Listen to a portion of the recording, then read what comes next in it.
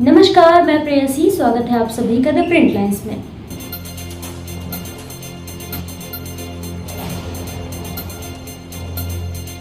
देश में 7वें और आखिरी चरण के लोकसभा चुनाव की वोटिंग 1 जून को होगी।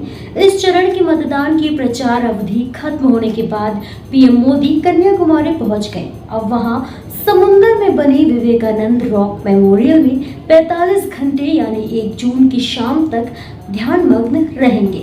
आज उनके ध्यान का दूसरा दिन है। पीएम मोदी के ध्यान की कई तस्वीरें सोशल मीडिया पर वायरल हो रही हैं। इन तस्वीरों में पीएम मोदी भगवा कुर्ता और गमछे में नजर आ रहे हैं। वे स्वामी विवेकानंद की प्रतिमा के सामने बैठकर ध्यान कर रहे हैं और हाथों में उनके माला है।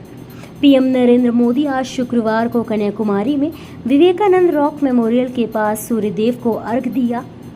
उसके बाद 2 दिन की ध्यान साधना शुरू कर दी। भाजपा ने इससे जुड़ा एक वीडियो सोशल मीडिया पर शेयर किया है। वीडियो में दिखाया गया है कि पीएम मोदी सबसे पहले उगते हुए सूरज को जल चढ़ाते हैं, उसके बाद हाथ जोड़कर प्रार्थना करते हैं और माला का जाप करते हैं। बता दें कि पीएम नरेंद्र मोदी गुरुवार को कन्याकुमारी पहुंचे थे। पीएम मोदी धोती पहने दक्षिण भारत की पारंपरिक पोशाक में दिखे। उन्होंने ऑफ व्हाइट रंग का शॉल ओढ़ रखा था। कन्याकुमारी पहुंचने के बाद भगवती अम्मन मंदिर में पीएम मोदी ने प्रार्थना और पूजा अर्चना की। पीएम मोदी के इस आध्यात्मिक प्रवास को लेकर कन्याकुमारी में सुरक्षा के पुख्ता इंतजाम किए गए हैं। उनकी सुरक्षा में 2000 से ज्यादा पुलिस के जवानों की तैनाती की गई। कहा जा रहा है कि जितने समय तक PM Modi Vivekananda rock memorial पर रहेंगे, तब तक किसी भी आम टूरिस्ट को वहां जाने की अनुमति नहीं होगी। पीएम मोदी की सुरक्षा में एनएसजी कमांडो की तैनाती भी किए जाने की खबरें हैं। कन्याकुमारी कई मायनों में भारत के लिए खास है। यहीं पर भारत की पूर्वी और पश्चिमी तटीय रेख मिलती है।